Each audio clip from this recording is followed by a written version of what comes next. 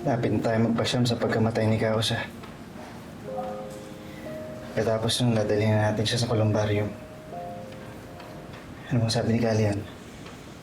Ako naman ang nag-asikaso ng lahat, kaya wala na tayong problema. Magpapasyam na pero isa pa lang yung nahuhuli natin sa mga gumawa ng mga krimen. Mawala bang update yung mga polis kung nasa na si Tita Shaira? Nagmamatigas si Alak doon eh. Ngayon yung sabihin kung nasaan yung kuta nila. Kahit naman sabihin ni Alakdan, panigurado nakaalis na dun si Shaira. Napakasama talaga niya.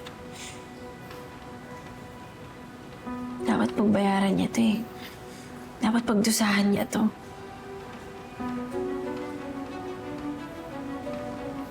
Hindi lang dapat siya. Dapat lahat ng kasabwat niya. Tama.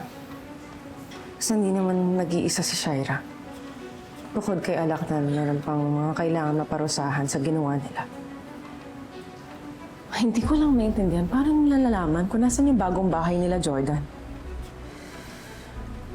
Sa pagkakaalam ko nga, top secret yun eh. Para makapag-ingat ang lahat kay Shaira.